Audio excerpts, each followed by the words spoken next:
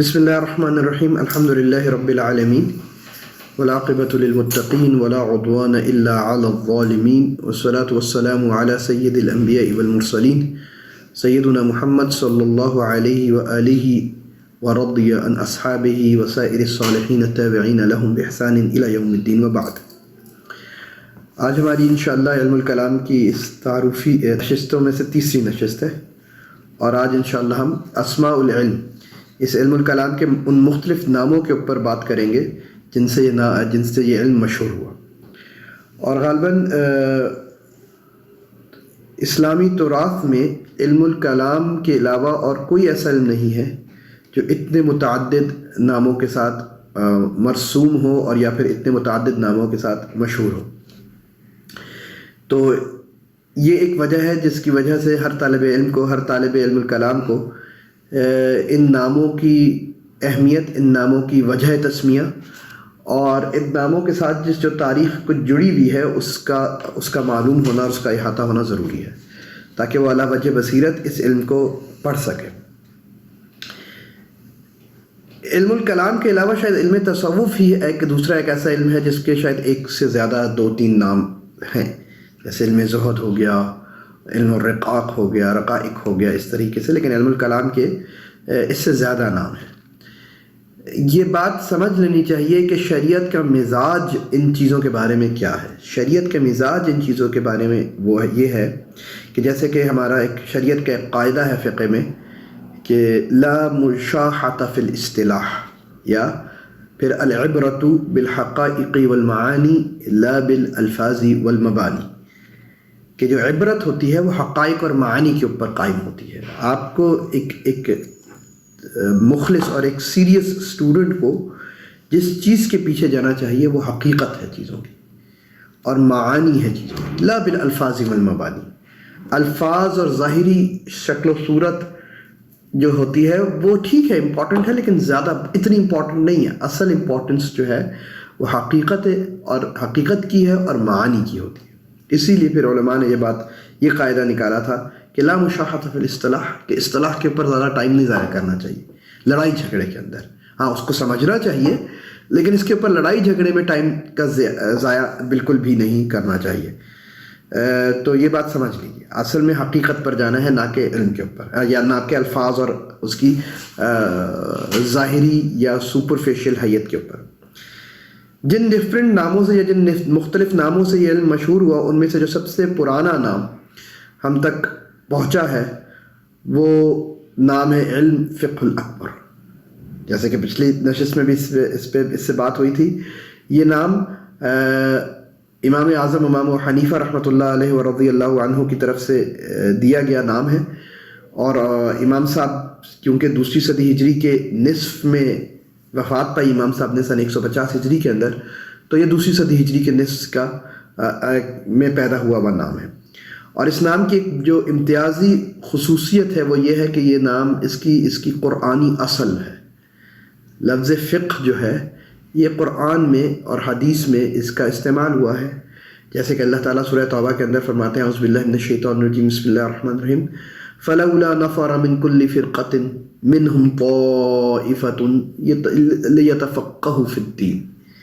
تو یہ لیتفقہوا فی الدین فقہ۔ اسی طرح رسول اللہ صلی اللہ علیہ وسلم نے عبداللہ ابن عباس کے لیے دعا فرمائی تھی اللہم فقہہ فی الدین وعلمہ التاویل۔ تو یہ لفظ اس کی اصل قرآن اور سنت دونوں میں موجود ہے۔ فقہ لغت کے اندر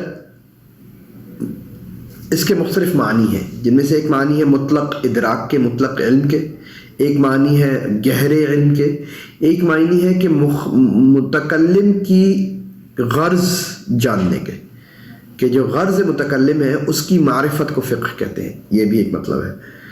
فقہ الاکبر آپ کو پتہ ہے کہ اس کی وجہ سے رکھا گیا کیونکہ امام صاحب رحمۃ اللہ علیہ نے اپنی تعریف جو کی تھی وہ طبیعت علم کے اوپر کی تھی، طبیعت احکام شریعت کے اوپر۔ تو فقہ الاکبر وہ فقہ جو کہ اصول دین یا اکبر بڑے فرائض کو پڑھتا ہے، جن کا تعلق اعتقادیات سے ہے۔ تو یہ سب سے پرانی 2 صدی ہجری کا نام ہے۔ اس کے ساتھ ساتھ ہی معاصر ہی اس کے ساتھ جو نام مشہور ہوا وہ ہے علم الکلام۔ علم الکلام غالباً اس علم کا سب سے زیادہ مشہور نام ہے، اور آج تک متداول نام ہے علم الکلام. علم الکلام کو علم الکلام کیوں کہا گیا؟ اس کی متعدد توجیحات متکلمین نے نقل کی اور پیش کی، جن میں سے کچھ امام تفتزانی نے اپنی مشہور کتاب شرح عقائد النصفیہ میں کی ہے.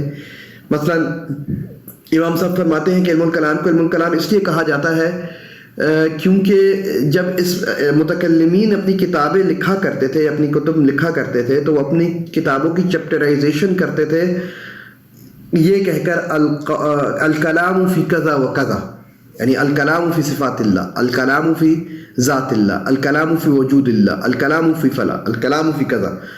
تو کیونکہ یہ طریقہ تھا متکلمین کا کہ وہ اپنے کتاب کی چیپٹرائزیشن الکلام فی کذا، الکلام فی کذا، الکلام فی ذا کرتے تھے، تو اس وجہ سے اس علم کو ہی علم الکلام کہہ دیا گیا. دوسری توجہ انہوں نے یہ بات بیان کی کہ کیونکہ علم الکلام، کیونکہ مسئلہ کلام جو ہے کلام الہی، یہ اس علم کا سب سے زیادہ مشہور مسئلہ ہے، اور اس علم میں اسی مسئلے کے اوپر سب سے زیادہ اختلافات ہوئے، نزاعات ہوئے، جدل ہوا. تو کیونکہ یہ سب سے مشہور مسئلہ تھا تو اس وجہ سے اس کو اسی مسئلے کے نام کے اوپر اس علم کا نام رکھ دیا گیا، تو اس کو علم الکلام کہہ دیا گیا. تیسری توجہ یہ پیش کی کیونکہ جب کوئی بھی بندہ یہ علم اچھے سے پڑھتا ہے تو اس علم کا ایک لازمی نتیجہ یہ ہوتا ہے کہ وہ اپنے دارس کے اندر ایک ایسی قدرت پیدا کر دیتا ہے کہ وہ شرعیات کے اندر تحقیق کر سکے، اور جب وہ کلام کرے تو وہ محقق تحقیق کا کلام کرے، اور اس کے اندر ایک خاص صلاحیت پیدا ہو جاتی ہے کہ خصوم جو ہے یعنی مخالف جو ہے اس کو اس سے بات کر کے اس کو الزام مطلب اس کو چٹ کر سکے. کیونکہ یہ قدرت پیدا کرتا ہے یہ علم، اس وجہ سے اس قدرت کے پیدا کرنے کی وجہ سے اس علم کو علم الکلام کہہ دیا گیا. امام ابن خلدون نے رحمۃ اللہ علیہ نے تھوڑی سی اس سے مختلف توجہ پیش کی ہے.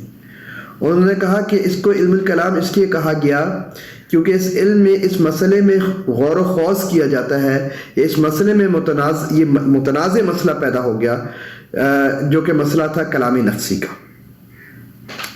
کلام نفسی جو قدیم ہے اللہ تعالیٰ کا، اثبات کلام اللہ النفسی القدیم، کیونکہ یہ بہت ایک مشہور مسئلہ تھا اس وجہ سے اس کو علم الکلام کہہ دیا گیا. ایک اور توجہ یہ ہے کہ کیونکہ اس علم کو پڑھنے سے اس کے دارس کے اندر یہ صلاحیت پیدا ہو جاتی ہے کہ یہ مخالفین پر رد کر سکے، تو یعنی اس کے اندر کلام کی صلاحیت پیدا ہو جاتی ہے، تو اس وجہ سے علم الکلام کہہ دیا گیا. ایک اور اس کی توجہ یہ پیش کی گئی کیونکہ اس میں اتنی اسٹرانگ دلیل اور بنیادوں کے اوپر کلام کیا جاتا ہے، کیونکہ آپ کو یہ بات پتہ ہے کہ علم الکلام یا العقائد اس بات میں مشہور ہے کہ یہ لوگ یہ کہتے ہیں کہ ہم صرف یقینی دلائل کے اوپر بات کریں گے. تو اس کا مطلب یہ ہے کہ علم الکلام کی جو دلائل ہے وہ تمام دلائلوں میں سب سے قوی دلیل ہے. جس قسم کی دلیل کا استعمال ہوتا ہے علم الکلام میں وہ تمام قسم کی دلیلوں میں سب سے قوی ترین دلیل ہوتی ہے. تو ایز اف جب ایسا کلام کیا جائے گا جس کی دلیل سب سے قوی دلیل ہے تو اس کا مطلب ہے کہ صرف وہی کلام کہلانے کا مستحق ہے، اس کے علاوہ کوئی اور چیز کلام کہلانے کی مستحق ہی نہیں. یہ عربی میں کہا جاتا ہے کہ اگر دو کلام کہے جا رہے ہیں اور ایک کی دلیل بہت اسٹرانگ اور قوی اور دوسرے کی کمزور ہے تو صرف پہلے کو کہتا ہے کہ ھذا ھو الکلام، یہ ہے کلام، اور دوسرے کو کلام گردانا ہی نہیں جاتا. تو علم الکلام کو اس لیے کلام کہا گیا کہ اس کی دلیل سب سے اسٹرانگ ہے، تو ایز اف کہ یہی ہے علم کہلانے کا مستحق، اور تو کوئی علم کہلانے کا مستحق علم نہیں ہے. یہ چند توجیحات ہیں. دیکھیے لیکن ان تمام توجیحات کے میں ایشوز ہیں، مسئلے ہیں. مثلا پہلی توجیح کہ علم متکلمین جب کتابیں لکھتے تھے تو وہ اپنی چیپٹرائزیشن کرتے تھے الکلام فی کذا و کذا. یہ چیپٹرائزیشن یا یہ صنیع، یہ طریقہ کار متکلمین کا بعد میں ڈیولپ ہوا ہے. علم الکلام کی اصطلاح دوسری صدی ہجری میں موجود تھی، اور اگر ہم متقدمین کی کتابیں دیکھیں یعنی کہ امام معشری رحمۃ اللہ علیہ کی یا ان لوگوں کی کتابیں دیکھیں تو یہ چوتھی صدی ہجری کی کتابیں ہیں. تو 200 سال بعد میں یہ طریقہ کار ہو رہا ہے. تو جو نام پڑا وہ 200 سال پہلے پڑا، اور اس کی وجہ 200 سال بعد ہے، یہ کوئی منطقی چیز نہیں ہے. اس کا مطلب ہے یہ وجہ نہیں ہو سکتی، یہ بعد میں ہو گئی لیکن یہ اصل وجہ نہیں ہے اس کی. اسی طریقے سے دیکھیے کہ جب یہ کہا گیا کہ علم الکلام کا نام اس وجہ سے پڑا کیونکہ مسئلہ کلام جو ہے، کلام الہی کا جو مسئلہ ہے، یہ سب سے مشہور مسئلہ تھا علم الکلام کا. یہ بھی صحیح نہیں بیٹھتا تاریخی لحاظ سے، کیونکہ کلام الہی کا مسئلہ بھی امام احمد رحمۃ اللہ علیہ کے دور میں پیدا ہوا معتزلہ کے ساتھ، اور وہ بھی 3 صدی ہجری ہے یا 2 صدی ہجری کا اواخر. اس سے پہلے علم الکلام کا نام علم الکلام پڑ چکا تھا. تو علم الکلام کا یہ وجہ تسمیہ یہ بھی نہیں ہو سکتی. تیسری چیز یہ کہ اس میں مخالفین سے مناظرے اور مجادلے ہوتے ہیں، تو یہ صرف کلام کے ساتھ خصوصیت نہیں ہے، فقہ میں بھی ہوا کرتے تھے، یہ بھی وجہ نہیں ہو سکتی. چوتھی چیز یہ کہ بہت سے لوگ اس کو اس وجہ سے علم الکلام کہتے ہیں کہ کیونکہ اس میں منطق کا بہت عمل دخل ہے، اور کیونکہ منطق کا بہت عمل دخل ہے اس وجہ سے اس کو علم الکلام کہہ دیا گیا، کیونکہ منطق بھی نطق سے ہے، کلام سے ہے. یہ بھی اس وجہ سے نہیں ہو سکتی کہ منطق بھی اسلامی معاشرے میں 3 صدی ہجری کے بعد ہے، یا 3 صدی ہجری میں ہے جب ترجمہ شروع ہوا یونانی فلسفے کا اور یونانی فکر کا، جبکہ کلام اس سے پہلے امام ابو حنیفہ کے زمانے میں، امام مالک کے زمانے میں، ان لوگوں کے زمانے میں اصطلاح عام تھی. ان کو تو یونانی فکر یا یونانی علم کے الف بے کا بھی نہیں پتا تھا اس وقت تک تو ہمارے معاشرے میں. تو یہ بھی اس کی وجہ نہیں ہو سکتی. ہمارے جو استاد کے، ہمارے جو مشائخ کے شیخ ڈاکٹر حسن شافعی ہیں، وہ یہ کہتے ہیں کہ ان تمام توجیحات میں سے سب سے قابل اعتبار توجیہ وہ توجیہ ہے جو کہ امام اکبر شیخ مصطفیٰ عبد الرازق رحمۃ اللہ علیہ نے کی تھی، جو شیخ الازہر تھے. شیخ مصطفیٰ عبد الرازق رحمۃ اللہ علیہ کہتے ہیں کہ علم الکلام کا نام علم الکلام اس وجہ سے پڑا کیونکہ سلف الصالحین میں سے چند ایسے آثار اور روایات ہمیں ملتے ہیں جس میں انہوں نے کلام کے اوپر تنقید کی ہے. امام ابو حنیفہ سے ایسے روایات منقول ہے، امام مالک سے ایسی روایات منقول ہے، امام شافعی سے ایسی روایات منقول ہے، امام جعفر صادق سے ایسی روایات منقول ہے کہ جس میں انہوں نے کلام پر کامنٹ اور کلام پر تنقید کی ہے اور اس کو پسند نہیں فرمایا، کیونکہ یہ ان چیزوں میں کلام کرتے تھے جس میں کلام کرنا مطلوب یا پھر مستحب نہیں ہے، جیسے کہ تقدیر کے اوپر کلام، ذات اللہ کے اوپر کلام. تو یہ اس وجہ سے اس کو علم الکلام کہہ دیا گیا، کیونکہ اس میں چند ایسے امور پر کلام کیا جاتا ہے جو کہ مرغوب نہیں ہے مذہب دین کے اندر. اس وجہ سے اس علم کا نام علم الکلام پڑ گیا. ہمارے شیخ مشائخ نا ہمارے مشائخ کے جو شیخ ڈاکٹر حسن شافعی، وہ یہ کہتے ہیں ہم اس کے ساتھ ساتھ ایک اور ضمنی توجیہ بھی پیش کر سکتے ہیں اس کے علم الکلام پڑھنے کی نام، اور وہ یہ ہے کہ کیونکہ علم الکلام جن امور سے پر بحث کرتا ہے وہ خالصتاً کانسیپچول ہے، اور ان پر بات جو ہوتی ہے وہ خالص کلام ہوتا ہے، اس کے ساتھ کوئی عمل موجود نہیں ہوتا. تو خالص کلام جو ہو رہا ہے وہ علم الکلام میں ہو رہا ہے، مطلب صرف بات ہو رہی ہے، کانسیپچول لیول کے اوپر ایبسٹریکٹ بات ہو رہی ہے، کوئی عمل اس میں موجود نہیں ہے اس کے تحت. اور یہ بات مشہور ہے کہ امام مالک رحمۃ اللہ علیہ سے روایت موجود ہے کہ امام مالک یہ کہتے تھے کہ مجھے ایسی چیزوں پر کلام کرنا پسند نہیں جس کے تحت علم نہ ہو، جس کے تحت عمل نہ ہو. اور واقعی میں علم الکلام کے موضوع میں عمل موجود نہیں ہے، تو اس وجہ سے اس کو علم الکلام کہہ دیا گیا کہ اس میں صرف نرا کلام ہے، بات ہوتی ہے لیکن اس کے تحت کوئی علم نہیں ہے. یہ توجیحات ہیں مختلف جو علم الکلام بننے یا علم الکلام نام پڑھنے کی مختلف علماء نے کی ہیں. پہلی جو 3-4 توجیحات تھی وہ تاریخی لحاظ سے صحیح نہیں بیٹھتی. امام اکبر شیخ مصطفیٰ عبد الرازق رحمۃ اللہ علیہ کی تعریف تاریخی لحاظ سے بھی بیٹھتی ہے، اور بالکل ٹھیک ہے، یہ بات بالکل جائز ہے کہ ایک علم کا نام انیشیلی کسی نیگیٹو وجہ سے پڑھا ہو اور بعد میں وہ چیز پازیٹیو ہو گئی. یہ بات ہم آگے جا کے اس کو دیکھیں گے، جب ہم مشروعیت کے اوپر بات کریں گے تو ہم یہ بات دیکھیں گے کہ عین ممکن ہے کہ ایک علم غلط ڈگر کے اوپر اس کی ابتدا ہوئی ہو لیکن پھر اس نے اپنی جہت ٹھیک کر لی ہو تو وہ علم مقبول ہو گیا. پہلے وہ علم غیر مقبول تھا کیونکہ اس کی جہت اور اس کی ڈگر اس کا طریقہ کار صحیح نہیں تھا، پھر علماء نے اس کو صحیح کر دیا. تو وہ ہم آگے جا کر اس سے بحث کریں گے. یہ ہے علم الکلام. جو اس کا تیسرا مشہور نام ہے وہ ہے علم اصول الدین. علم اصول الدین بھی قدر متأخر نام ہے پہلے 2 ناموں سے،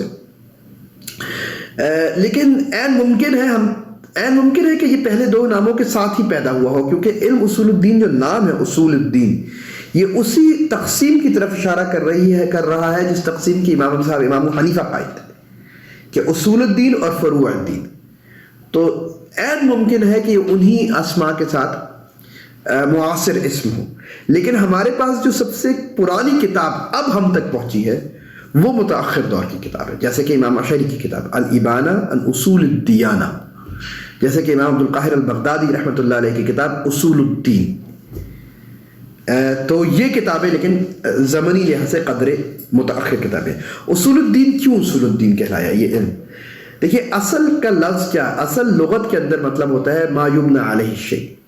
اصل اس بنیاد کو کہتے ہیں جس کے اوپر کوئی چیز قائم کی جائے، اور پھر عرف نے اس کو منتقل کیا شریعت کے شرعی اعتبار سے. اصل بمعنی دلیل بھی استعمال ہوتا ہے. مثلا الاصل فی ھذا القرآن، الاصل فی هذه المسئلہ القرآن، یعنی اس مسئلے کی دلیل قرآن ہے. ٹھیک ہے، جیسے کہ نماز فرض ہے، کیا ہے؟ الاصل فی ھذا القرآن، قرآن اس کی دلیل ہے کہ نماز فرض ہے. یہ علماء استعمال کرتے تھے اس طرح دلیل کے معنی میں. علماء اصل کو قاعدے کے معنی میں بھی استعمال کرتے تھے، جیسے کہ الاصل فی الکلام الحقیقہ، یعنی قاعدہ یہ ہے کہ کلام میں حقیقت کا اعتبار کیا جائے گا، مجاز پر صرف اسی وقت جایا جائے گا جب کہ کوئی ہمارے پاس قرینہ یا دلیل ہو، ورنہ ہم حقیقی معنی ہی لیں گے. الاصل فی الامور الاباحہ، یہ بمعنی القاعدہ ہے. اصول الدین جو نام پڑھا یہ ان دونوں معنوں میں لیا جا سکتا ہے، یعنی اصل دلیل الدین، یعنی دین کی دلیل اس علم میں موجود ہے، دین کی بنیاد اس علم میں موجود ہے، یا دین کا قاعدہ کلیہ یہ ہے جس کے اوپر باقی چیز بنائی جائے گی، دین کی باقی عمارت کھڑی کی جائے گی. تو یہ علم اصول الدین اس وجہ سے اس کو کہا جاتا ہے. اس کے ساتھ ساتھ جو اس کا چوتھا مشہور نام ہے وہ علم العقائد ہے. علم العقائد کا کیا مطلب؟ یعنی وہ علم جو ان امور کو پڑھتا ہے، سمجھتا ہے، یا ان امور سے بحث کرتا ہے جن کا تعلق اعتقادیات سے ہے. اور یہ بھی متقدم دور کا نام ہے. جیسے کہ چند علماء نے چھوٹے چھوٹے کتابچے لکھے جس میں انہوں نے ضروریات دین جمع کی یا ضروریات مذہب جمع کر دیے. ضروریات دین یا پھر جمع کر دی، وہ ضروری عقائد کو جمع کر دیا ایک جگہ نظم کی یا چھوٹے سے بکلٹ کی شکل میں، جیسے کہ عقیدہ طحاویہ، یا پھر ضروریات مذہب یا ضروریات اسکول آف تھاٹ کو جمع کر دیا، جیسے کہ مشہور متن ہے امام طحاوی رحمۃ اللہ علیہ کا، 4 صدی کے امام، عقیدہ طحاویہ، جیسے کہ 8ویں صدی میں جا کر، اور یہ کافی دیر تک چلتا رہا نام. 8ویں صدی میں امام تیمیہ لکھتے ہیں عقیدہ الواسطیہ، پھر امام ایجی نے لکھا عقیدہ العقیدہ العبدیہ. اسی طریقے سے خواجہ نصیر الدین طوسی شیعہ اسکول آف تھاٹ کے اندر ان کی مشہور کتاب ہے تجرید الاعتقاد.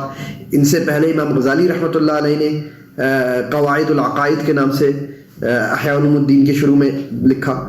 تو علم العقائد اس کو اس وجہ سے کہا جاتا ہے کیونکہ اس علم میں وہ امور پڑھے جاتے ہیں جن کا تعلق اعتقادیات سے ہے.